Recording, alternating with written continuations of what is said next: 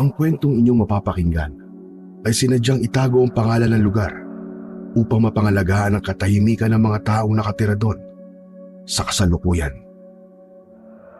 Gary, tumawag ako sa mama mo sa Saudi. Nagpapaalam akong dadalaw tayo sa lolo pueblo mo sa probinsya. 6 na taon na rin kasi simula nung lumipat tayo dito sa syudad ng Davao. Talaga, Tatay Ruben? Namimiss ko na rin po si Lolo at ang mga kaibigan ko ron. Naalala ko po dati sa baryo natin. Napakasaya ron. Lalo na kapag naliligo kami sa ilog ng mga kaibigan kong sina Miguel at Roldan. Tamang-tama. Bakasyon at sakto magpipiesta na rin doon. Kaya malamang ay magkikita-kita kayo ng mga kaibigan mo. At tulad mo, ay ganap na ring mga binata ang mga yon. Excited na talaga ako, Tay. Talaga matutuwa si Lolo Pueblo pagdating natin doon. Abay, talagang matutuwa yun, anak. Sa tagal ba naman ng panahon na hindi tayo nagkita-kita?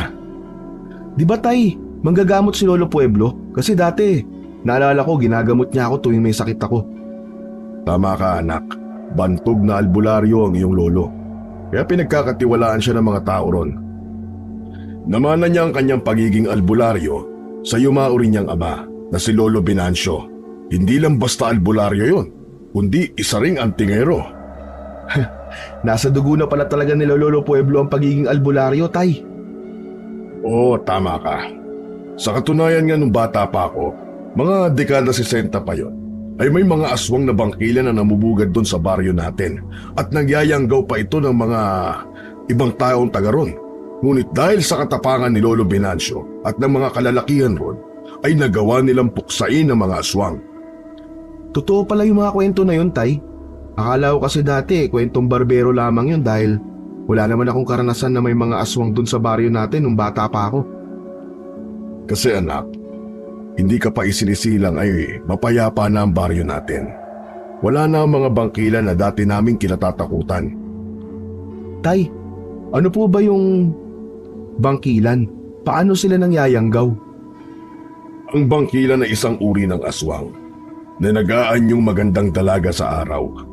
Ngunit may kakayahang maganyong aso o baboy sa gabi. Nangyayanggaw din sila sa pamamagitan ng pagsasalin ng perlas na itim mula sa kanilang bibig, patungo sa bibig ng taong nais nilang hawaan, maging babae man ito o lalaki. At kapag nalunok na ng tao ang itim na perlas na yon, ay magiging kalahi na nila ito.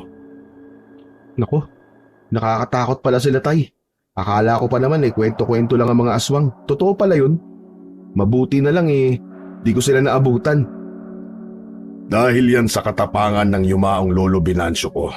At matatawag mo ring lolo mo sa tuhod. Ang astig naman pala ni Lolo Binancio, Tay. Tama ka, Gary. Pero ayon sa kanya, ay may isang bangkilan daw ang nakatakas. Ngunit umalis na ito sa baryo natin. At ang hula nila ay baka nasa ibang baryo o probinsya na ito tumutuloy. Ayos rin yun, Tay. At least, di na siya bumalik sa baryo natin at siguro patay na rin yun sa ngayon. Maaaring ganun na nga, anak. Dahil sa 30 taon na rin ang nakalipas. Wala na yun, Tay. Dekada 20 na ngayon Kaya malamang wala nang aswang ngayon. Kita mo naman dito sa syudad ng Davao. Napakarami ng tao at moderno na. Pero ibahin mo ang Davao, anak. Nasa sentro tayo. Kaya malayong-malayo ang sitwasyon natin kaysa sa probinsya. Lalo pat masyadong liblib ang baryong kinabibilangan natin doon. Di katulad dito na maunlad na. Kung sa bagay, pero kahit malayo ang probinsyang yun ay namimiss ko na ang lugar natin yun, Tay. Lalo na si Lolo Pueblo. Excited na po ako sa pagpunta natin doon. O siya, kaya mag-impake ka na at bukas na bukas din ng umaga ay aalis na tayo. Bukas kagad, Tay? Naku, pwede po bang sa susunod na araw na lang? Bukas na talaga, Gary. May lakad pa kasi kami ni Ella mamaya, Tay. Teka, di ba pwedeng ikansila yan? Akala ko pa naman excited ka. Excited nga po ako, Tay. Pero may kasunduan kasi kami ni Ella ngayon. Saka, magpapaalam lang din muna ako sa kanya, Tay. Teka, sino bang Ella? Di ba dati si Mirna ang nobya mo? Ikaw, Gary, ha? Sinasabi ko sa'yo, hindi porket nagbe-20 anyos ka na basta kani-kanino ka lang pumapatol, ha? Nako, Kapag nalaman niya ng mama mo, siguradong tatalakan ka ron sa telepono. Tay naman huwag yun na pong sabihin. Alam mo namang magagalit sa akin yun eh. Saka, kasalanan ko ba yun? Kusang lumalapit sa akin eh. Sa gandang lalaki ko ba namang to? Manang-mana yata ako sa inyo, Tay. Ba? Loko ka talagang bata ka. Yang kapugian mo lang ang namana mo sa akin. Pero yung pagkababaero mo, malamang hindi. Kaya sinasabi ko sa'yo, tigilan mo na yung kalokohan mo ha. Opo, Tay. Saka, wag po kayo mag-alala dahil malaki na po ako. Kaya alam ko na po ang ginagawa ko. Ano siya? Mabuti kung ganon, Gary. Pero di na mababago ang desisyon ko. Bukas tayo aalis. Sige po, Tay. Kung yan po ang gusto nyo. Oh, ano pang hinihintay mo dyan? Panay pa ang tingin mo sa labas. Teka lang, Tay. Hihintayin ko muna si Ella. Magtatampo yun sa akin. Kakausapin ko lang pag dumating na. Tama yun, anak. Mas mabuti na rin nakausapin mo. Total 1 linggo lang naman tayo ron. Sapat na siguro yun para makabanding natin ang lolo mo. 7:00 na ng gabi ngunit hindi pa rin dumarating si Ella. Kaya nag-empake na lang si Gary ng kanyang gamit. Kinabukasan, bukang liwayway pa lang ay gumising na ang kanyang amang si Ruben upang maghanda. At dahil hindi siya nagising, kahit ilang katok na ng kanyang ama, ay kinuha nito ang duplicate ng susi ng kanyang kwarto at saka binuksan ito. Pagbukas nito ng pinto, ay pare-pareho silang nagulat. Ano to, Gary? Bakit nagpapatulog ka ng babae sa kwarto mo?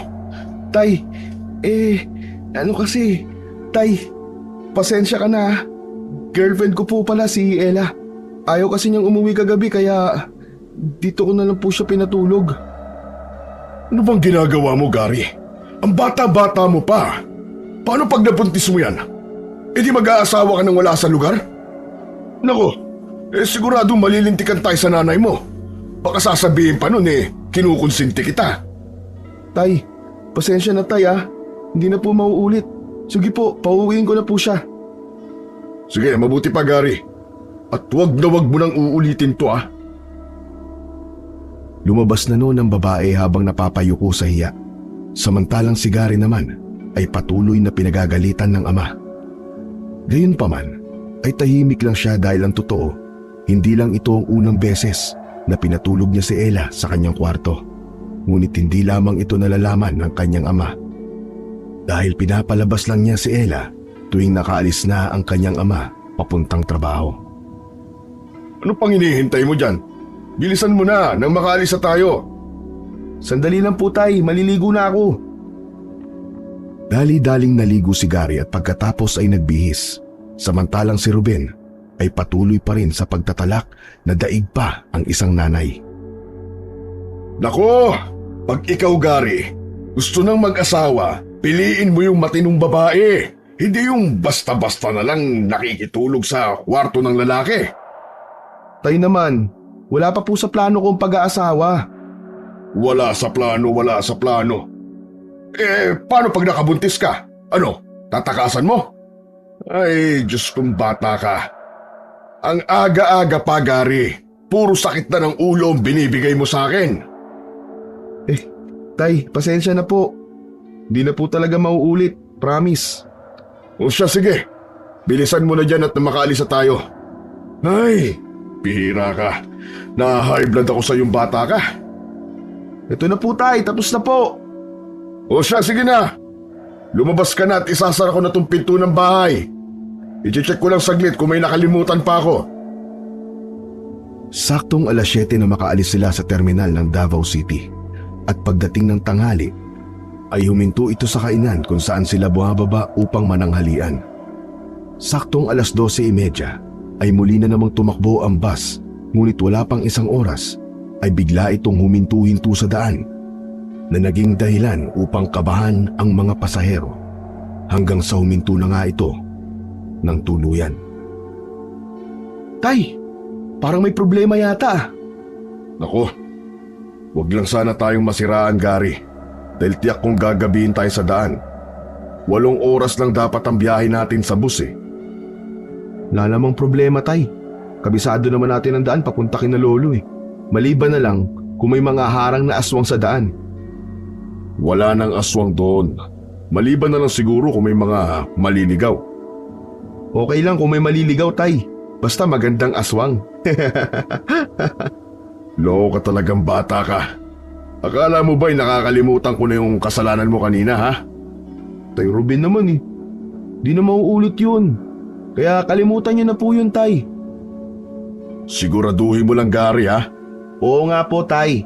Pexman, cross my heart. Itinaas pa ni Gary ang kanyang kamay upang mapakalma ang ama. Maya-maya pa ay nagsalita na ang konduktor ng bus. Inaanunsyo nito ang pagkasira ng makina ng bus. Sinabi pa nitong maghihintay na lang ng iilang minuto dahil tumawag na umano sila ng mekaniko. At kung may bus na darating, ay pwede rin naman daw silang ilipat doon. Hey, matatagalan pa yata to, anak. Yung sinasabi nilang ilang minuto baka magiging ilang oras pa yan. Naku naman, Tay. Doon na lang muna ako sa labas magpapahangin, ha. Grabe, ang init kasi dito sa loob eh. O sige, Gary. Basta kapag may bus, unahan mo na kaagad, ha, para makakuha ka ng upuan. Opo, Tay. Matik yan. Sige, bababa na po ako. Teka lang. Huwag kang lalayo sa sasakyan, ha. Hindi mo kabisado ang lugar na to. Opo, Tay. Saka wag po kayong mag-alala dahil wala pa namang aswang ngayon eh. Tigilan mo nga ako, Gary. Puro ka aswang. Pinapatawa lang kita, Tay. Ito naman di na mabiro. 3:00 na ng hapon bago dumating ang isang bus. Ngunit hindi na nakaabot si Gary dahil naunahan siya ng ibang mga pasahero. At yung iba ay nagtiyaga na lamang tumayo para lang makasakay. Mabuti na lang at pagsapit ng 4:00 ay umandar na muli ang sasakyan. Kaya nag-anunsyo na muli ang konduktor upang pabalikin na ang mga natitirang pasahero sa loob ng bus. Inabot sila ng pasado 6:00 bago nakarating sa probinsya. Bumaba sila at sumakay ng jeep patungo sa isang lungsod. Pagkatapos ay naghanap sila ng motor papasok sa kanilang baryo. Ngunit nahihirapang silang makasakay dahil iilan pa lamang ang may motor noong mga panahong yon. Maglalakad na lang sana sila nang may isang habal-habal driver ang may babuting loob na nagatid sa kanila. Sir, malayo pa ba tayo? Di na gano, pre. Papasok na lang tayo dito sa kanto. Sir, pasensya na po Pero hanggang dito ko lang po kayo maihahatid eh. Tay, hanggang ngayon ba naman mahirap pa rin ang daan papunta kina Lolo? Sa tingin ko parang di naman. So, anong dahilan, Manong? Bakit di mo kami maihahatid dun? Oo nga naman, pare. Hindi ba pwedeng dumiretso na lang tayo papasok? Tingin ko'y makakapasok naman ang motor mo dahil di naman maputik ang daan eh. Pwede naman po sa araw. Pero sa mga oras na to, hindi na po kami pumapasok sa lugar na yan. Aba, bakit naman, pare? 7:00 pa lang ng gabi Mahirap po. May pamilya po akong naghihintay sa amin. Kung di ko lang po kailangan ng pera para sa panganganak ng asawa ko di ko kayo ihahatid kahit dito sa kanto Pero Manong, sige na po. Kahit magbabayad po kami ng doble. Kahit triplehin nyo pa yan, sir. Hindi na talaga pwede sa ganitong oras. Siya nga pala. Sino bang pupuntahan nyo doon? Taga rito po kami dati at ngayon ay bibisitahin lang namin ang tatay ko. Kung ganon, magbadali po kayo, sir, sa daan Pasensya na po kung di ko na kayo maihahatid. Sige na, anak. Bumaba na tayo at baka lalo pa tayong gabihin sa pakikipagtawaran dito. Wala na tayong magagawa ngayon kundi ang maglakad. Ay, labo mo naman kabanding, Manong. Sorry po talaga, sir. Mag-iingat na lang po kayo. Sir, paalala lang. Huwag po kayong basta-basta magpapalinlang sa makikita nyo. Pambihira ka naman, Manong. Ayaw mo na nga kaming iatid. Nanakot ka pa. Totoo po ang sinasabi ko, sir. Sige po, aalis na po ako. Tila talinaga sa kanila ang sinabi ng driver. Ngunit hindi na nila ito inisip at nagsimula na silang maglakad. Tila nanibago naman si Ruben sa daan dahil napakatahimik ng lugar at wala man lang silang nakikitang kahit isang taong naglalakad.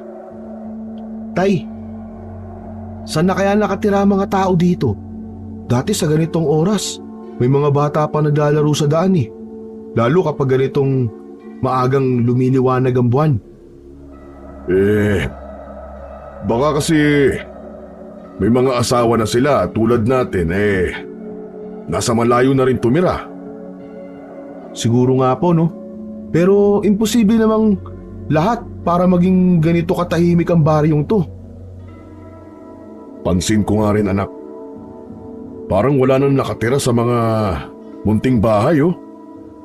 Di ba may mga nakatira sa mga bahay na yan dati? Oh, tingnan mo. Sira-sira na ang mga bahay, oh. Oo nga po, tay, no? Parang inabandona na. Saan kaya mga nakatira dyan? Malalaman din natin yan, anak, pagdating natin sa sentro ng baryo. Patuloy lang sa paglalakad si Gary hanggang sa sumilay sa kanila ang halos nasa 10 bahay sa di kalayuan. Mukhang malapit na tayo sa sentro, tay. Tingnan mo, may mga bahay na po sa di kalayuan. Oo nga, anak. Malapit na tayo sa bahay ng lolo mo. Ibig sabihin po, makakapagpahinga na rin tayo. Sobrang nakakapagod po sa biyahe natin, tay. Ilang sandali pa ay may nakasalubong silang isang babae. Kahit liwanag lang ng buwan ang tanging ilaw, ay halatang halata na napakaganda nito. Oh, magandang gabi, Iha. Magandang gabi, miss. Ang ganda mo naman. Taga rito ka ba? Iha, hindi ka ba natatakot na mag-isa? Hindi sumagot ang babae. Sa halip ay tumitig lamang ito sa kanila at dumiretso lang sa paglalakad. Habang si Gary ay hindi maalis ang tingin nito sa babae. Oo, Gary. Umiiral na naman yung kapilyuhan mo, ha? Grabe naman si tatay, oh. Ibang ganda ng babaeng yun, tay. Iba pala talaga, no, tay, no? Kapag dalagang probinsyana, kahit walang make-up, litaw na litaw pa rin ang kagandahan. Gary, baka nakakalimutan mo ang mga sinabi ko sa'yo. Ano ba namang masama ron, tay? Natural lang naman na humanga tayo sa tao, di ba? Pero hindi ko po tipo ang ugali ng babaeng yun. Napaka-strikta. Hindi man lang marunong bumati o kahit ngumiti man lang. Huwag mo nang intindihin yon. Bilisan mo na dyan at nang makapagpahinga na tayo. Teka lang, tay. Ano ba yung nakaharang sa daan na yan, oh? Baboy ba yan?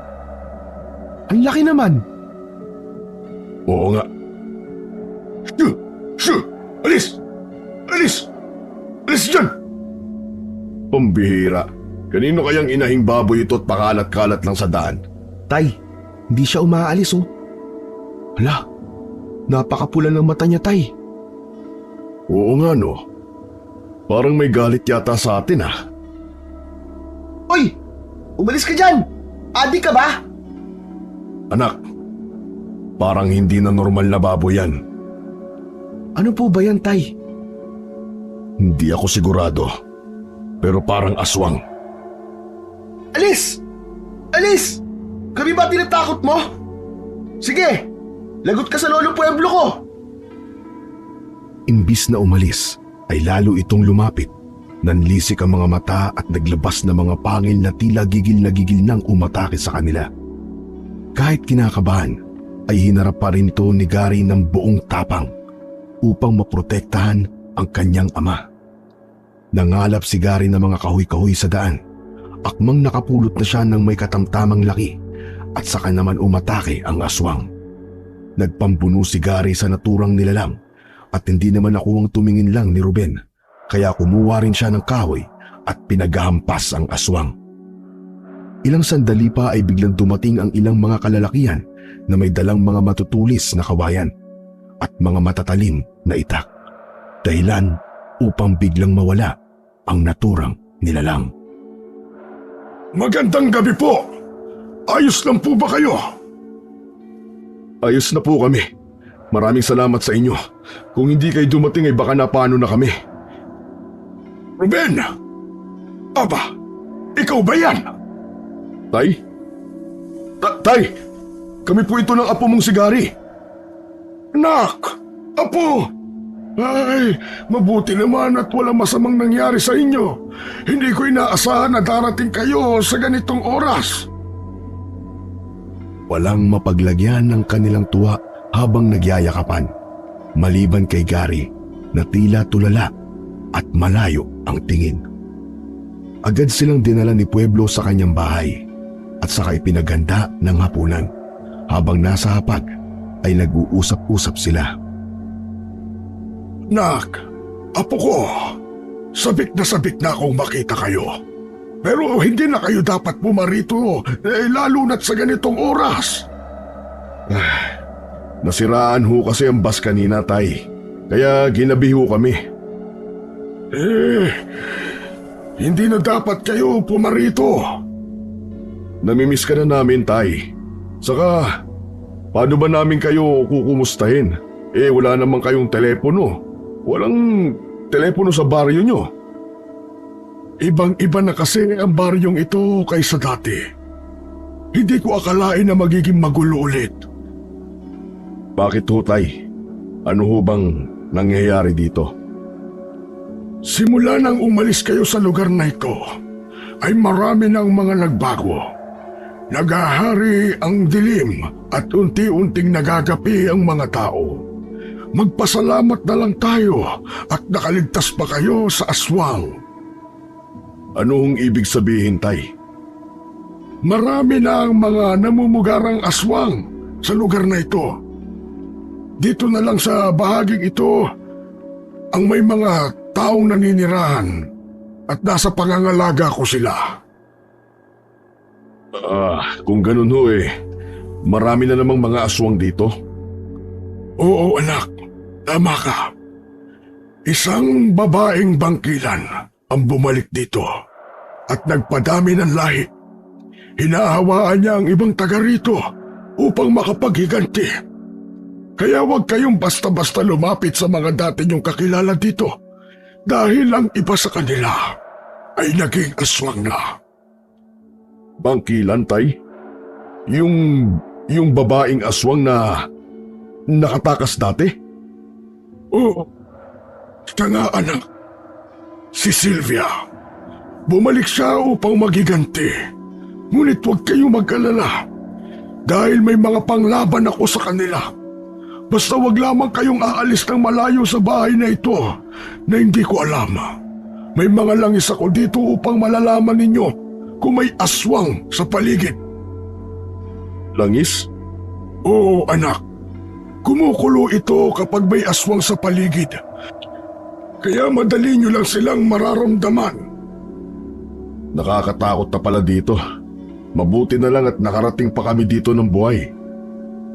Huwag kayong mag-alala dahil kaya ko naman kayong protektahan. Pasasundin nyo lamang ang mga sinasabi ko. Pero hindi kayo pwedeng manatili dito ng matagal.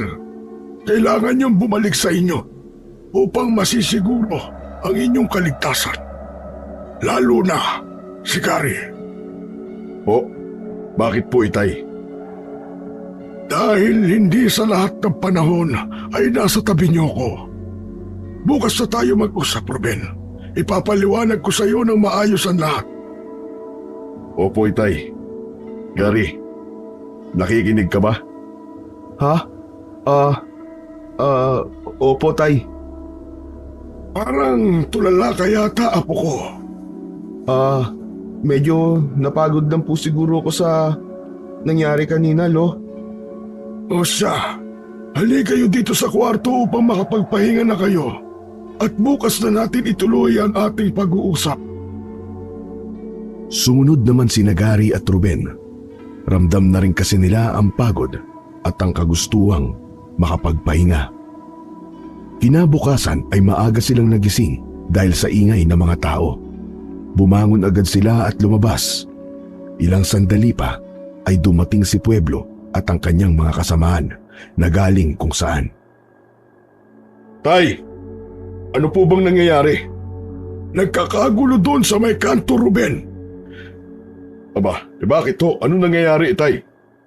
May habal-habal driver ang natagpo ang patay. Wak-wak ang tiyan. Po? Habal-habal driver? Oo, kawawa nga. Dahil ang sabi ng mga nakakakilala ay buntis pa raw ang asawa nun. Napipilitan lamang daw mamasahero dahil sa kakapusan sa pera. Hindi ho kaya yung nagatid sa amin ni Gary kagabi hanggang kanto? Parang yun na nga, Ruben. Dahil wala namang ibang hinatid dito kagabi kundi kayo lamang. Ang tingin ko ay mas nauna yung inatake ng aswang bago kayo. Kaya pala nung naglalakad kami parang may narinig akong sigaw. Ngunit binaliwala ko lang po. Kawawa naman pala yun.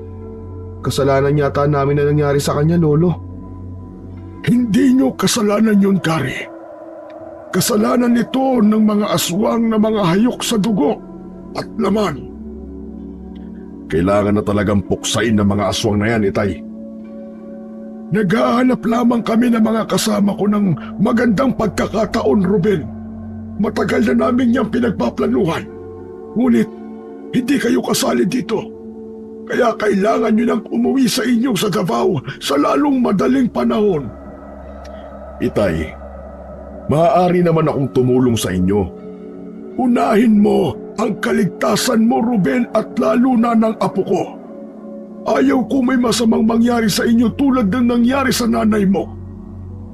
Ibig sabihin, Itay, hindi totoong namatay ang nanay ko sa sakit nung maliit pa lamang ako?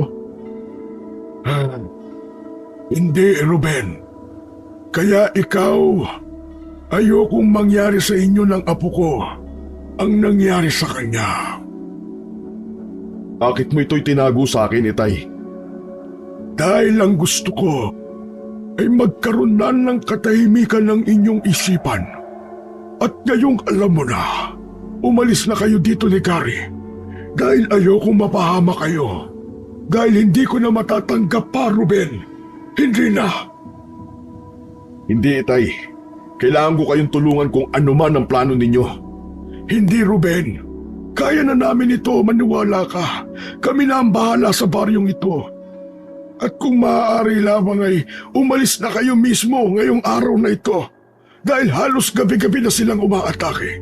At baka kayo pa mismo ang kanilang pag-interesan at gagamitin laban sa akin.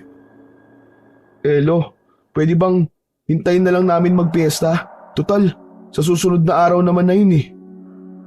Wala nang piyesta, apo. Hindi na tulad ng dati.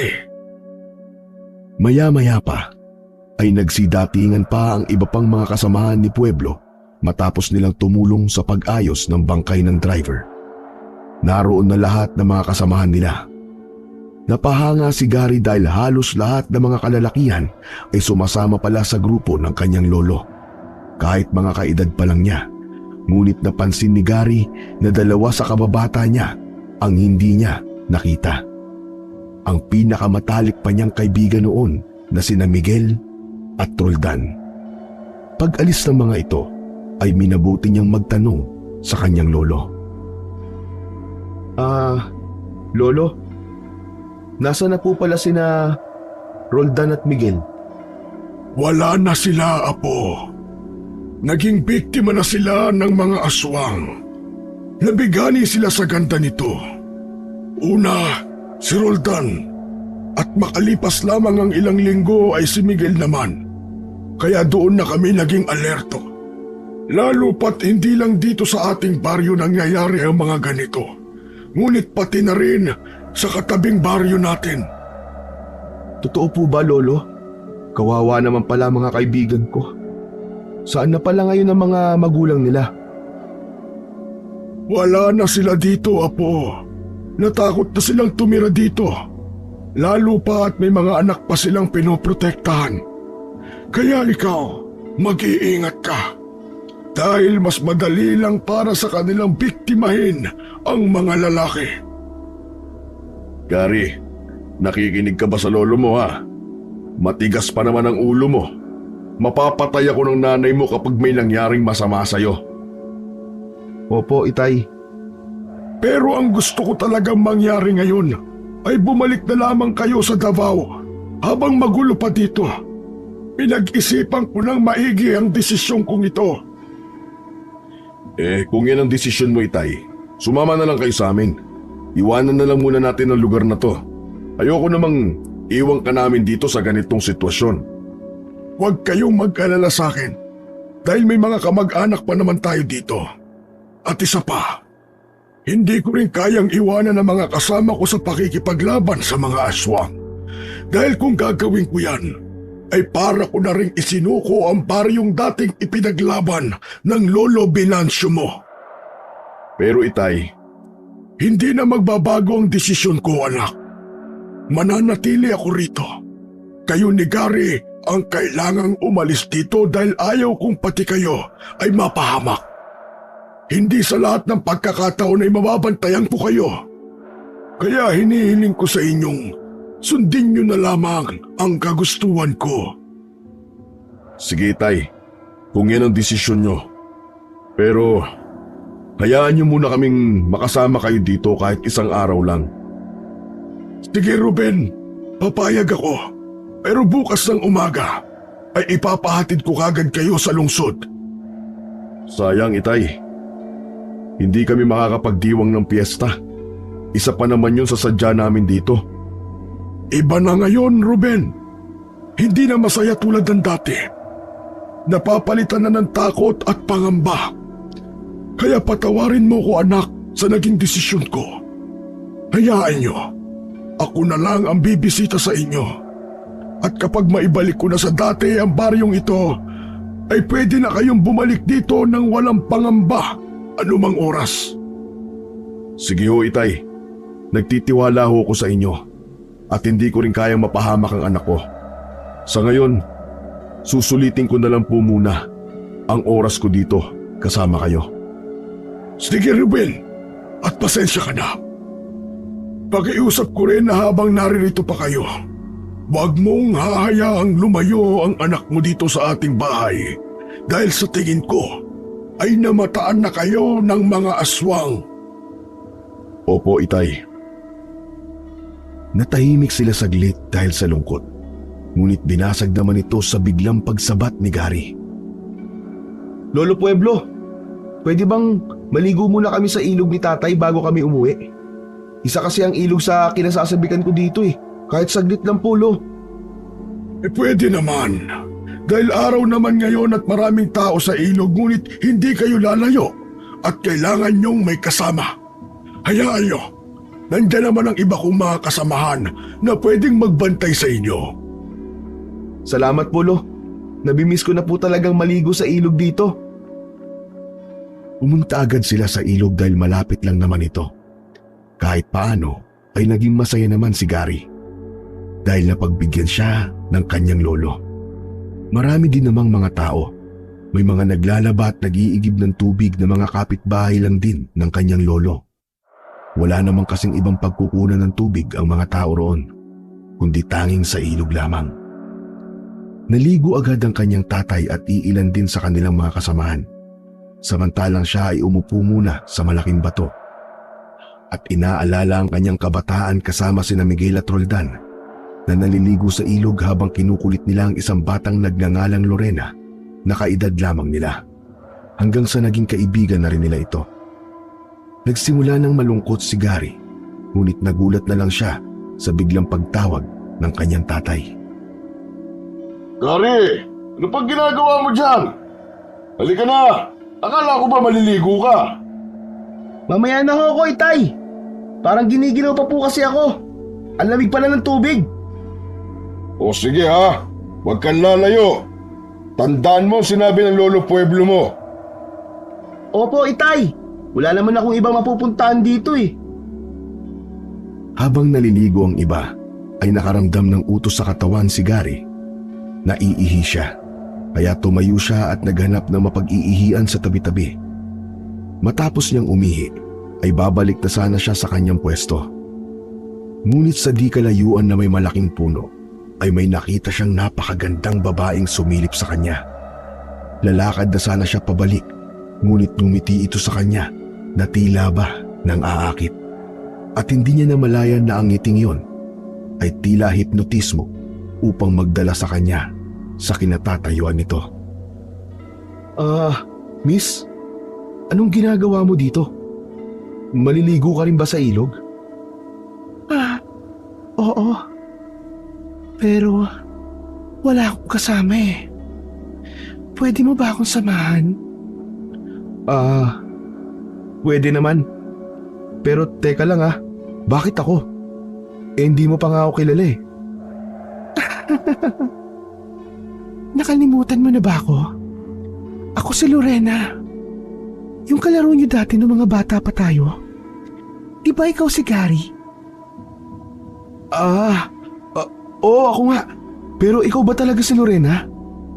Siguro dahil pangit ako nung bata pa tayo. Kaya di mo na ako matatandaan. Ako yung naabutan niyo laging naglalaba dito sa ilog. Di ba kasama mo nun sina Miguel at Roldan? Siguro, nasa 13 anyos pa lang kayo nun. Lagi niyo pa nga akong kinukulit nun eh. Natatandaan ko naman ang pangalan mo. Pero grabe, ang ganda mo na ngayon Malayong malayo sa dati. Ikaw ba talaga yan? Ako nga ito. Nambobola ka pa eh. Kung ganun, ikinagagala kong magkita tayong muli. Pero nakakalungkot lang. Dahil wala na sina Miguel at Roldan. Maging ako'y nalulungkot din sa kanilang pagkawala. Ngunit kailangan nating tanggapin. Matagal na rin na nangyari yun kaya pwede bang kalimutan na lang natin? Lalo lang kasi ako nalulungkot kapag naaalala ko sila. Sorry naman kung nabanggit ko. Naalala ko lang kasi ang mga kasiyahan natin nun. Tama ka. Pero wag na natin pag-usapan yun. Sige, kung yan ang gusto mo. Salamat. Ngayong natatandaan mo na ako, siguro naman, hindi mo na malilimutan ang mukhang to. Sa ganda mong yan, makakalimutan pa ba kita? Pabiro ka talaga. Hindi Totoo ang sinasabi ko. Lalo ko lang napatunayan na kakaiba talaga ang ganda ng dalagang probinsyana. Di katulad ng mga babae sa syudad na puro makeup lang. Tama na nga yung pambobola mo. Tara, maligo na tayo. Tara, dun tayo. Nandun ang tatay ko, kasama ang ibang mga kasamahan namin. Doon na lang tayo sa kabila. Nahihiya kasi ako eh. Sige, ikaw bahala. Pero wala bang magagalit? Baka may nobyo ka na eh. Wala. Gusto mo ba tayo na lang? Biro lang. Namumula ka naman kaagad eh. Sayang naman kung biro lang. Uy, pero seryoso ka ba na wala kang boyfriend? Sa ganda mong yan? Ano ka ba? Wala nga. Kaya tara na. Agad silang pumunta sa kabilang bahagi ng ilog na kung saan silang dalawa lang ang naroon. Noong una ay nailang pa si Gary sa dalaga. Hanggang sa naging casual na lang ito sa kanya at nagawa na niyang makipagsabayan dito. Maya-maya pa ay inanyayahan siya ng dalaga na pumunta sa bahay nito. Gary, gusto ko bang sumama sa bahay? Teka lang. Bawal kasi akong pumunta kahit saan eh. Yan kasi ang bilin sa akin ng lolo ko. Anong kahit saan? Dyan lang naman kami sa di kalayuan. Aba, nakaka-insulto ka ha? Sa ganda kong to, wala kang tiwala sa akin? Hindi naman sa ganun. Pero ano kasi, sige na nga. Basta, babalik agad tayo Oo nga. Sa kapag nakapunta ka na doon, pwede mo na akong bisitahin anumang oras mo mang gustuhin. Pero sana wag mong sasabihin kahit kanino ha. Kahit pa sa mga kamag-anak mo. At lalong-lalo na sa lolo mo. Nakakahiya kasi. Bakit ka naman mahihiya? Simula kasi nang mawala si Miguel at Roldan, ay bihira na lang akong lumalabas ng bahay. Akala tuloy ng mga tao dito na lalaki lang ang gusto kong kaibiganin. Ano namang problema dun?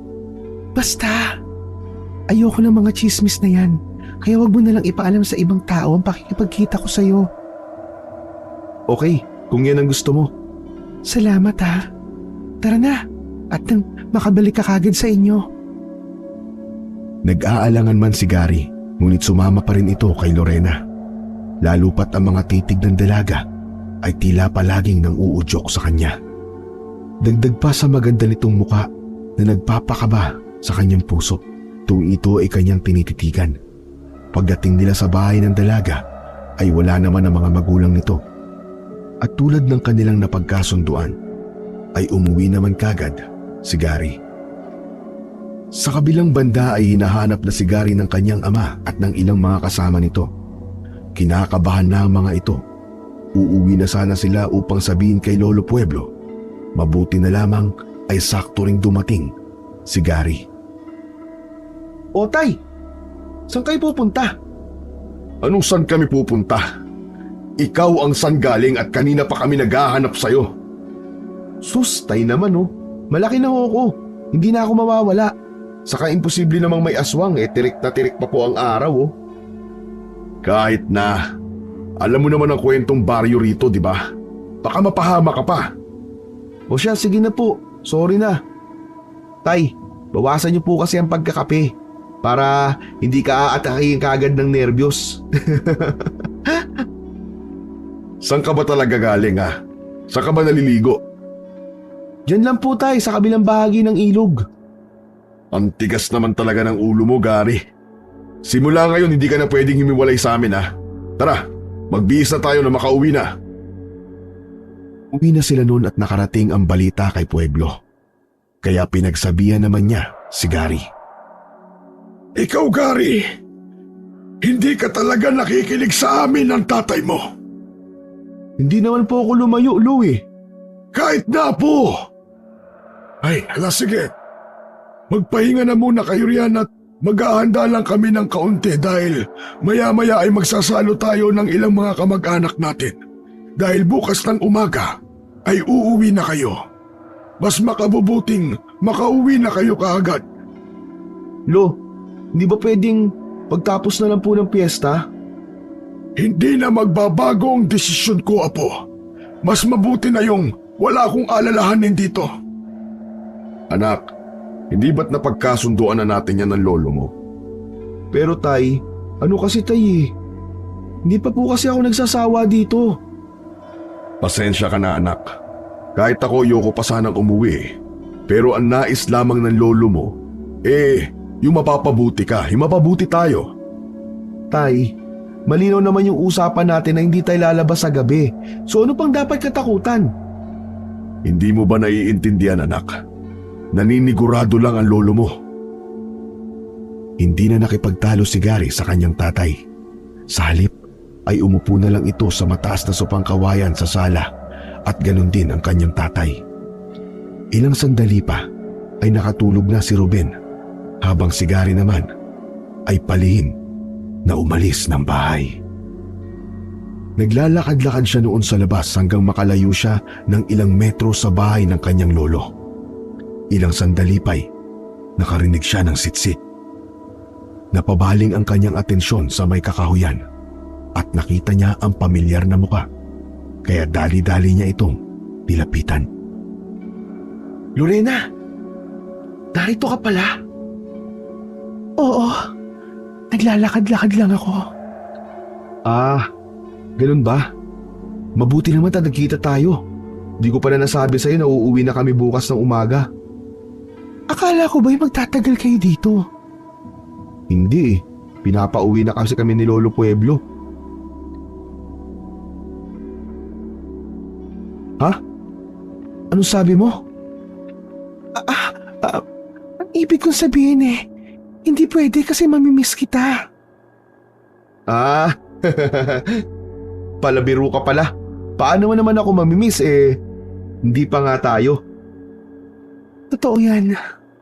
Kaya nga ako naparito dahil nagbabakasakali ako na makita ka. Ah, ganun ba? Ang totoo niyan, kanina ko pa rin iniisip kung pupunta ako sa inyo eh. Gusto mo ba? Tara, punta pupunta tayo ng bahay pagkatapos ay ipapasyal kita. Total, huling pagkikita na natin to. Grabe ka naman magsalita. Huling pagkikita talaga.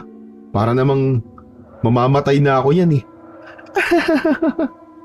Sabi mo kasi uuwi ka na bukas, di ba? Kaya susulitin na natin ang oras. Ilang sandali pa ay may narinig na tinig si Gary. Boses na tila pag-aari ng kanyang lolo. Kaya naman ay dali-dali sila nagtago sa isang malaking puno. Gary! Gary, nasaan ka, apo ko? Naku, tinatawag ako ni Lolo. Tsak na pagagalitan ako ngayon nun dahil hindi ako nagpaalam. Teka lang, Lorena ha. Babalik ka dito ha. Hihintayin kita. Paano kung mamaya pa ako makabalik? Basta, pag sinabi ko maghihintay ako, maghihintay ako. Huwag na. Puntahan na lang kita sa inyo. Talaga? Oo, pangako. Dali-daling bumalik si Gary sa bahay na makasalubong niya ang kanyang lolo. Lolo, ano po bang ginagawa niyo rito? Nawala ka kasi sa bahay kaya hinahanap kita. Mahirap na. Baka madali ka pa ng mga aswang. Wala naman po sigurong aswang ngayon, Lo. Maliwanag pa naman po ang sikat ng araw eh. Kahit na sa mga oras na ito ay nag-aanyong ordinaryong tao lang sila at baka makita ka pa nila at pag-interesan. Ganun ba? Tara, balik na po tayo sa bahay, Lo. Teka, parang masama ang hangin sa bandaron. Parang may naaamoy akong kakaiba. Wala naman akong naaamoy, Lo Tara na po, balik na po tayo sa bahay. Mabuti pa nga, Gary.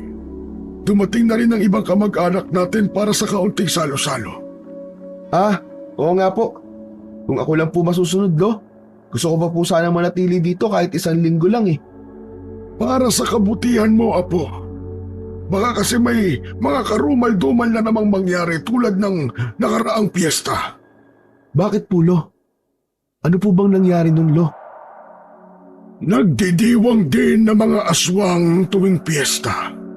Sa gabi pa lang ng disperas ay naghahanda na sila upang salubungin ang piyesta sa ating gabi. Nagsasalo-salo sila, ngunit ang masaklap doon ay nambibiyag sila ng mga tao upang lapain. Minsan pa nga ay dumadayo sila sa ibang baryo upang manlinlang. Ginagamit nila ang kanilang alindog. Ho? Hindi ka ba natatakot sa kanila, Lo? Hindi, Apo. Dahil may mga panlaban ako sa kanila.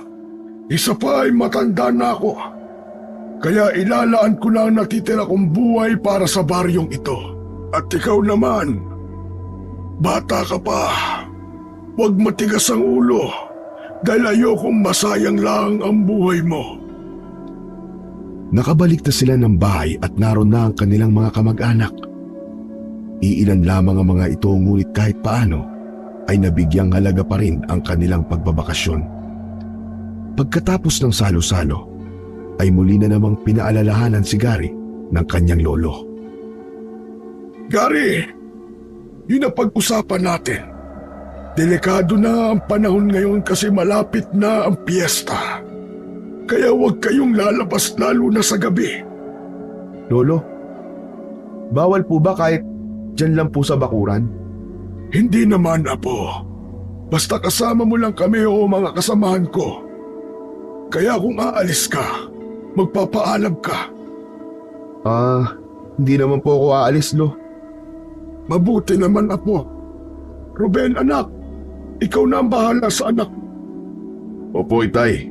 Ako na po ang bahala kay Gary. Mas maiging maaga kami matulog mamaya para naman maaga rin kaming gigising bukas. Inagabihan ay maaga nga silang nagpahinga. Samantalang si Gary ay hindi mapalagay sa kakaisip kay Lorena. Naaalala niya ang pangako niya dito. Kaso kanina pa siya hindi makahanap ng tiyempo. 8:00 na noon ng gabi nang medyo tahimik na ang paligid. Dahan-dahang bumangon si Gary upang lumabas. Nakita niyang wala na ang grupo ng kanyang lolo at malamang ay nag-iikot na naman ang mga ito sa buong baryo, tulad ng nakasanayan ng mga ito gabi-gabi. Tuwing naiisip niya si Lorena, ay tila ba may humihila sa kanyang mga paa palayo sa kanilang tahanan. Habang naglalakad, ay narinig na lang niya ang isang boses. Gary! Lorena, nandito ka pa? Oo, bumalik ako dito. Hindi mo kasi tinupad ang pangako mong pupunta ka ng bahay namin. Kanina pa ako naghihintay doon. Pasensya ka na Lorena. Binabantayan kasi ako ni tatay. Ganun pa? Mabuti na lang at nakalabas ka.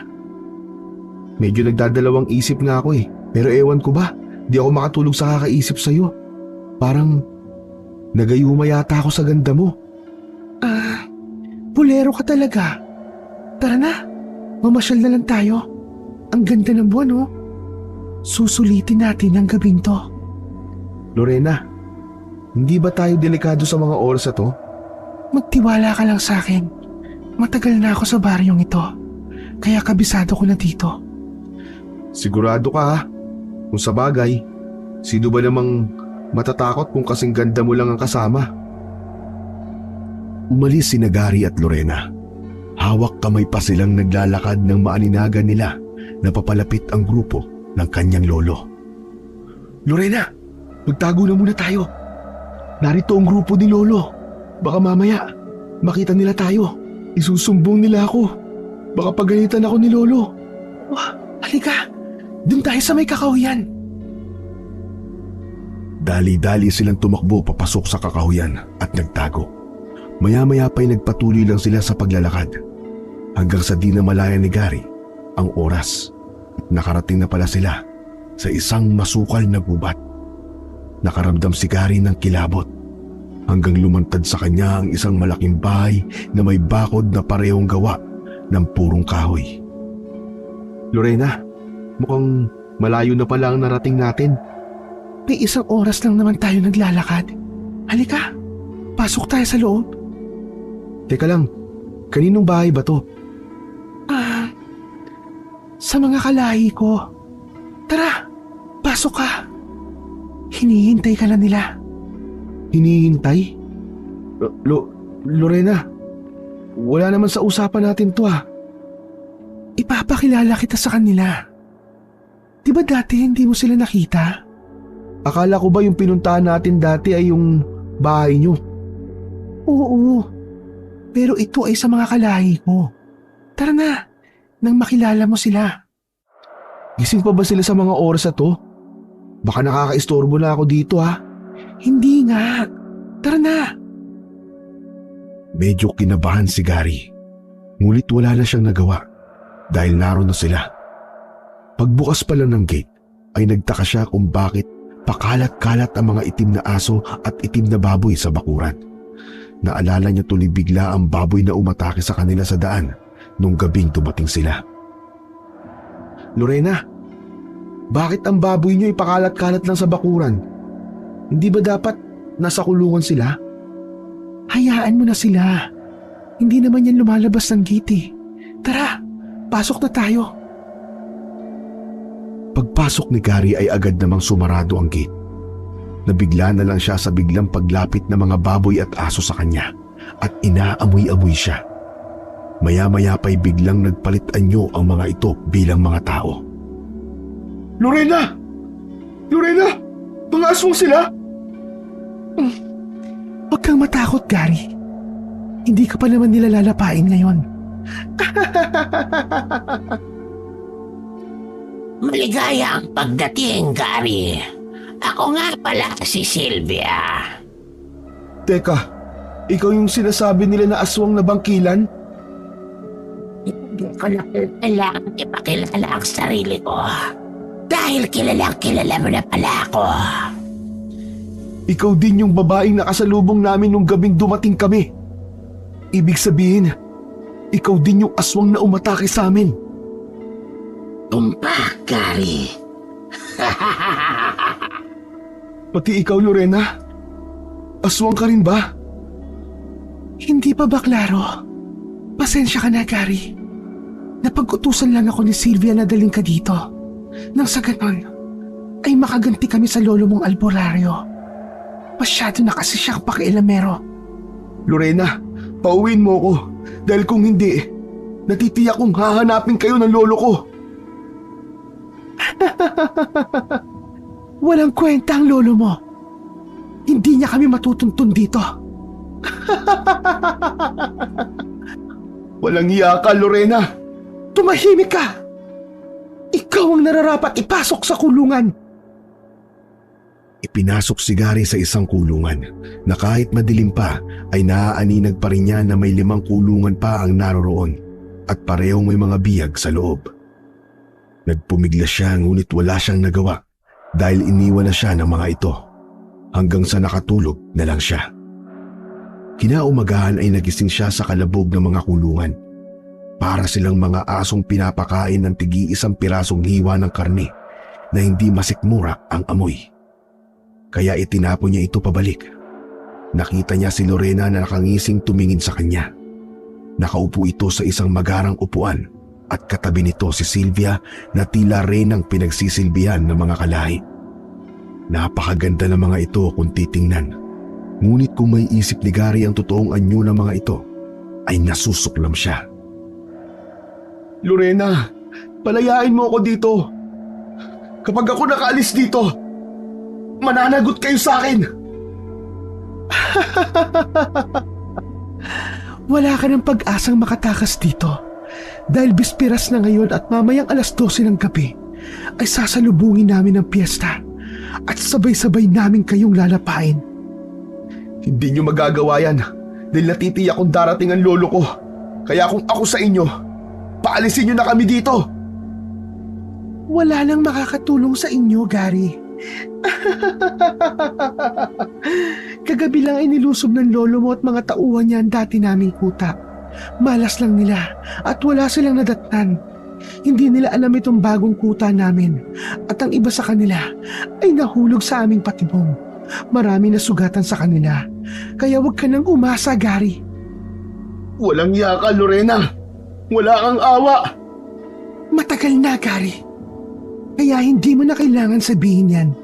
Ang hirap kasi sa'yo ay madali ka malinlang sa panlabas na anyo. Hindi na muling nagsalita pa si Gary. Saka lamang niya naalala ang sinabi ng kanyang lolo na hindi magpapalinlang. Ngunit huli na ang lahat dahil nabihag na siya. Minasdan na lang niya ang paligid at gumawa ng plano para makatakas ngunit mahigpit ang kanilang tagabantay. Ikwinintas nito ang susi ng kanyang kulungan. Nanghina na si Gary dahil sa gutom at uhaw. At nang nakita siya ni Lorena, ay inabutan siya nito ng tubig at tinapay. Kumain ka. Hindi ka pwedeng mamatay dahil ikaw ang aming espesyal na bihag. Kaya kailangan mong umabot mamayang hating gabi.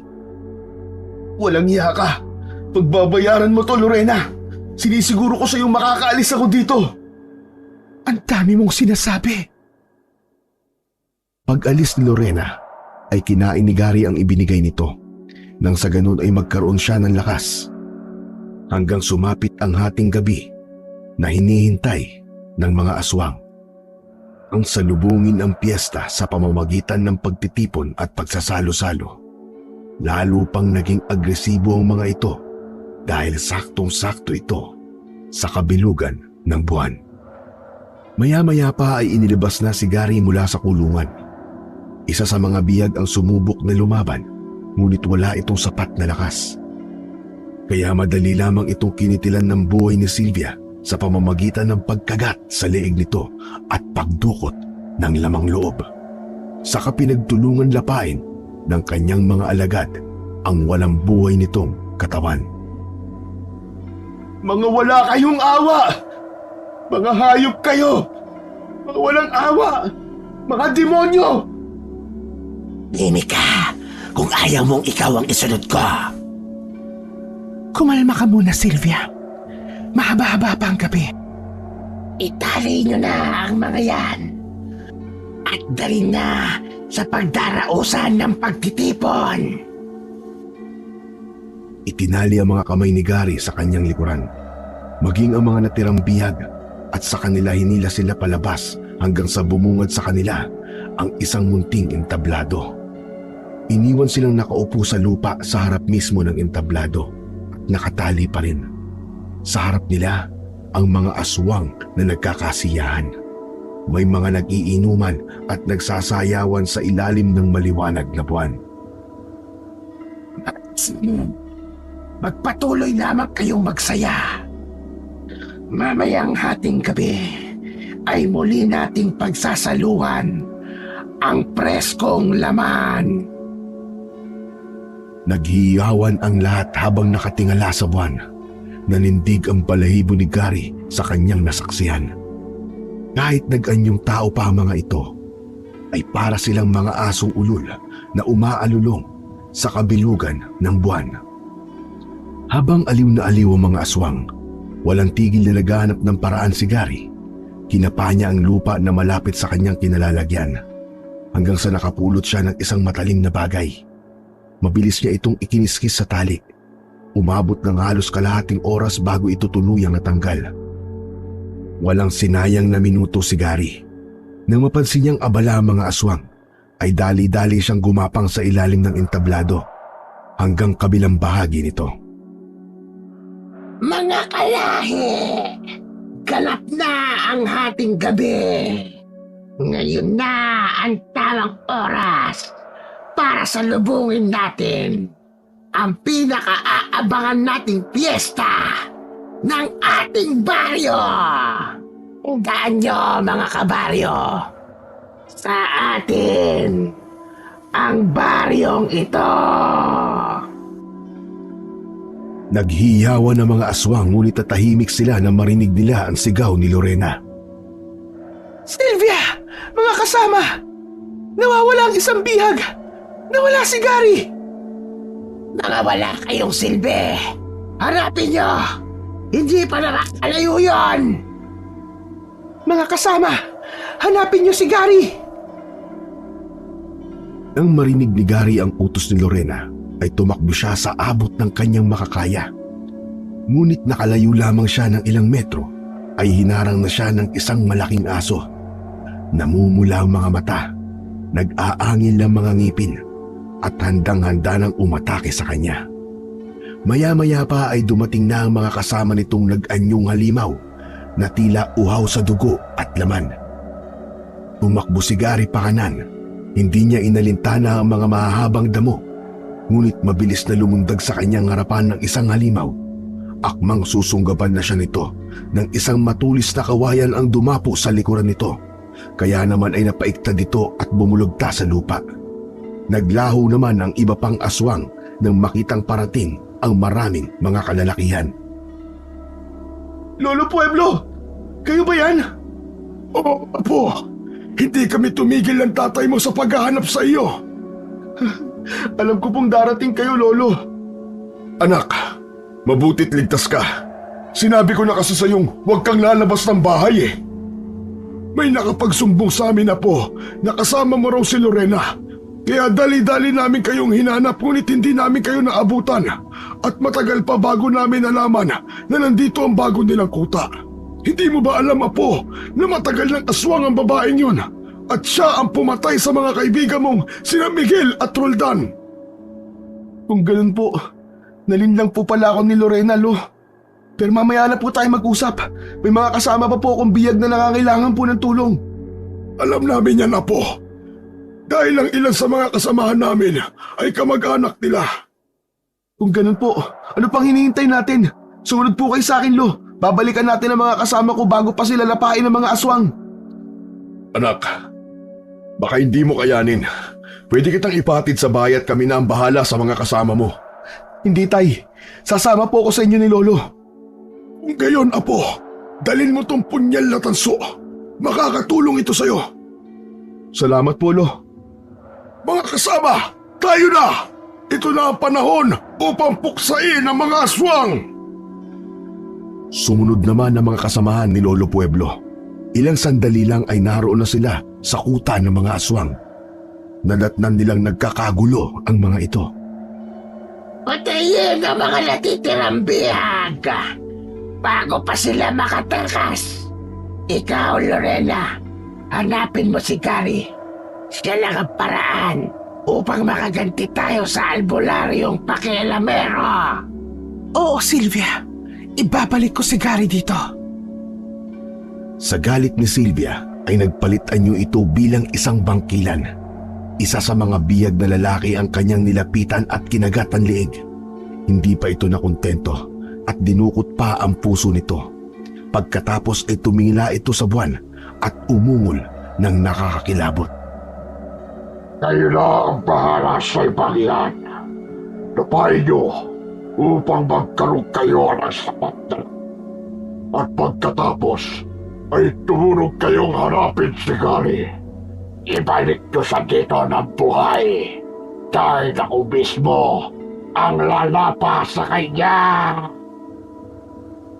Yun na nga ang eksenang naabutan nila Gary. Hindi na nila nagawang iligtas ang isa pang biyag dahil huli na sila. Sa pag-atake ng mga aswang sa ibang biyag ay diretso na nila itong sinalakay. Nagkaroon ng matinding labanan sa grupo ni na Pueblo at ng mga aswang. Samantalang si Gary, gamit ang punyal ay dali-dali niyang tinanggal ang tali ng mga natirang biyag. Ilang sandali pa ay may narinig silang tinig ng isang babae mula sa entablado. Kaya saglit na natigil ang labanan. Magaling! Magaling! Kayo pa mismo ang naggatid sa inyong kamatayan. Anong may kagbabalaki mo, matanda albularyo? Ang dami mong sinasabi matanda at kulubot na aswang na nagtatago sa magandang anyo! Tumahimik ka, matanda! Di ba't totoo na matanda ka na at kulubot, Sylvia? Mas matanda ka pa sa akin ng ilang dekada para tawagin mo akong matanda.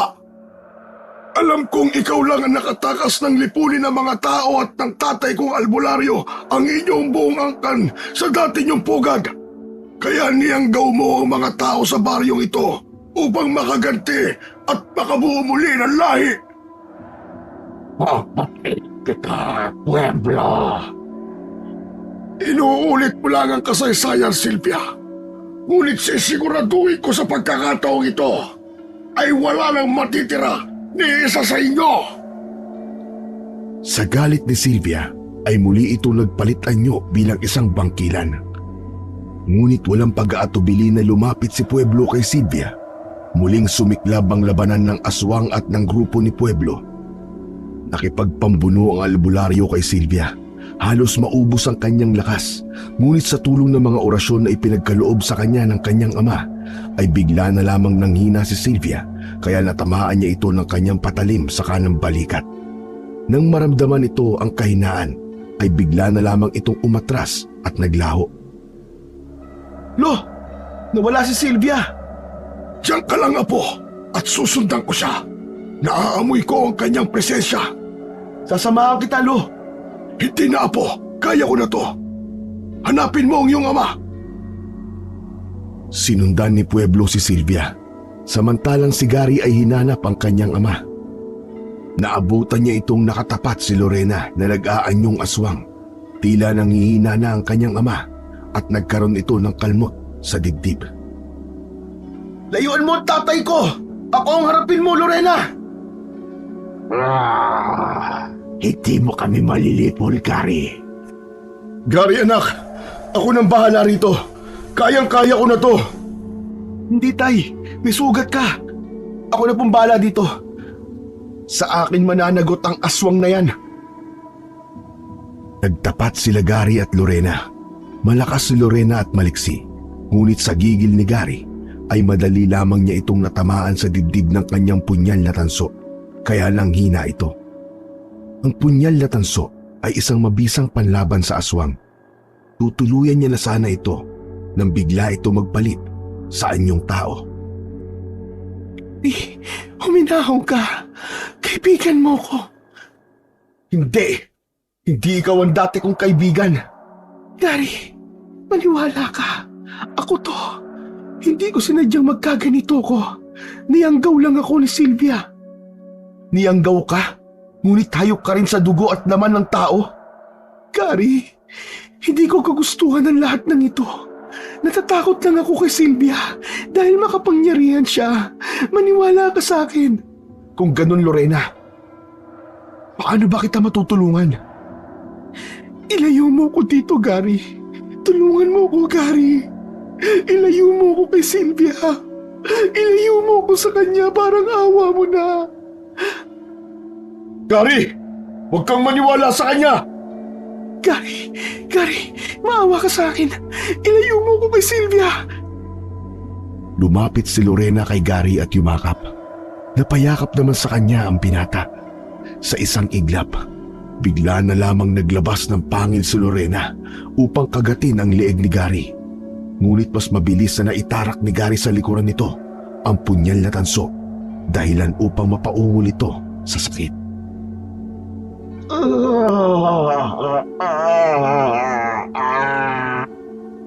Walang iya ka, Gary. Patawad, Lorena. Ngunit hindi na ako muling magpapalinlang sa'yo. Lalo pa nang nalaman kong ikaw pala ang pumatay sa aking mga matatalik na kaibigang sina Miguel at Roldan. Hinugot ni Gary ang punyal sa likod ni Lorena at itinulak ito dahilan upang bumulagta siya sa lupa.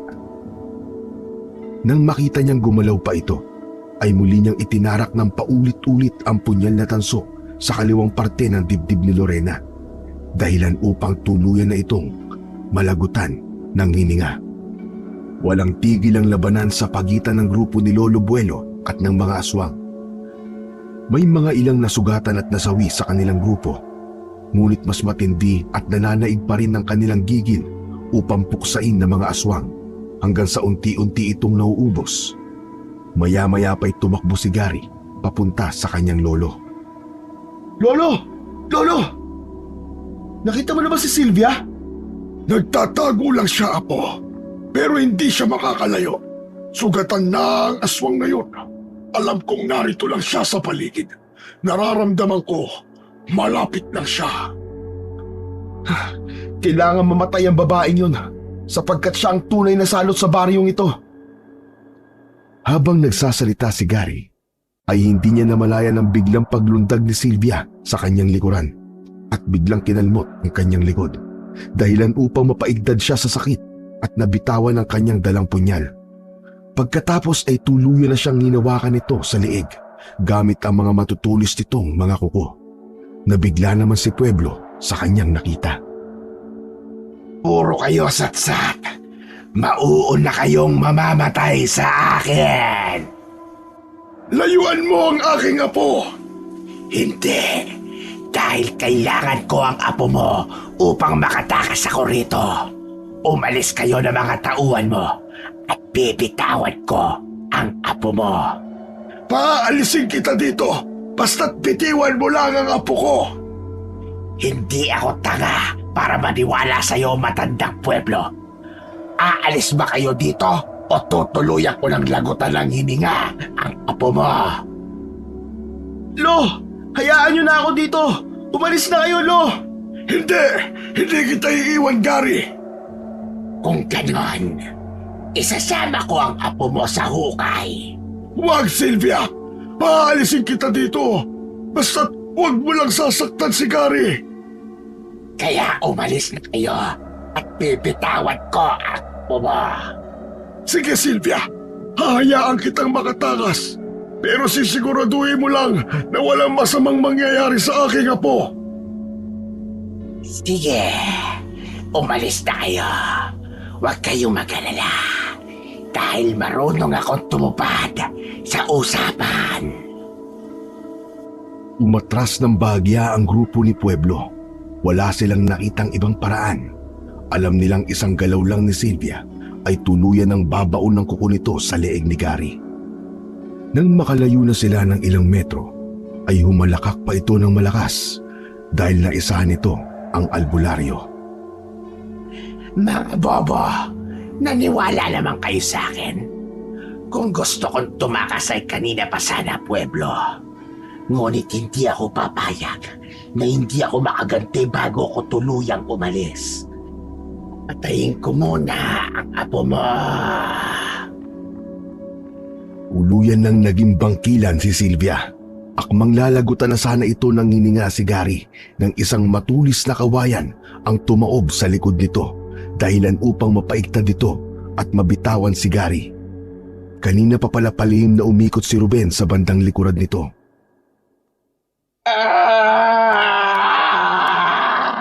Walang yaka! Babalikan ko kayo! Nagawa pang hugutin ni Sylvia ang kawayan sa kanyang likuran at saka lumundag papalayo. Hinabol naman nila ito at naabutan nila itong nangingisay sa lupa.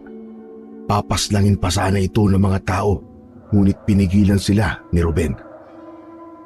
Hayaan niyo na siya, dahil hindi na siya mabubuhay pa. May laso na nilagay ko sa kawayan na ginamit ko sa kanya. Magaling, Ruben. Hindi ko akalain na naisipan mo yan. Pinlano ko po lahat ng yan, Tay. Dahil hindi ako papayag na makabiktima pa sila uli ng maraming tao. Pinagmasdan nila ang pagbabalikan yung tao ni Sylvia, habang sa pusa-po nito ang dibdib na tila hirap na hirap sa paghinga. Epekto ito ng lason na kumakalat sa buong katawan niya.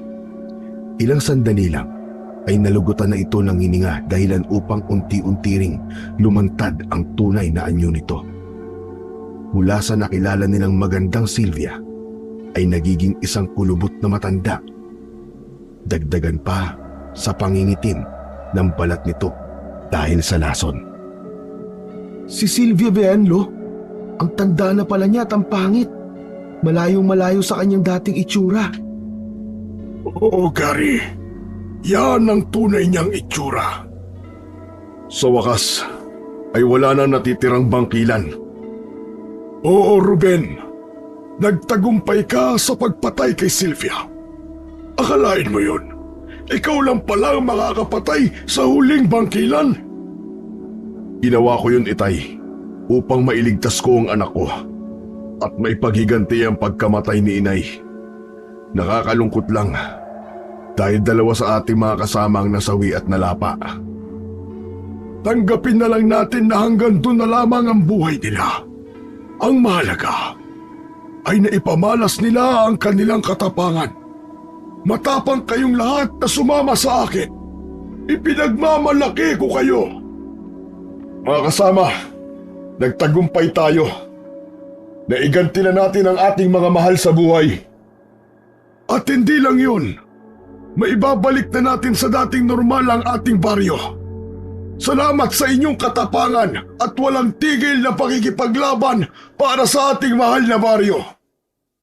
Naghiyawan ng mga kasamahan ni Lolo Pueblo, at kahit namimilipit si Gary sa dulot ng kalmot ng aswang na si Sylvia, ay tila nananaig ang kirot sa kanyang puso. Naluwa siya. Nauunawaan niya na kung bakit gigil na gigil ang grupo ng kanyang lolo na puksain ng mga aswang. Bago sila umuwi, ay sinunog muna nila ang lahat ng bangkay ng mga aswang, pati ang malaking bahay na ginawang pugad ng mga ito. At habang nagliliyab ang apoy, dahan-dahan na rin silang lumalakad pa uwi. Nanatili muna sila Gary at Ruben ng 1 linggo sa baryong yon, at sa pagbabalik nila sa syudad ng Davao, ay nagbago na si Gary. Naging mapili na siya sa mga babae hanggang sa natagpuan niya ang tunay niyang pag-ibig.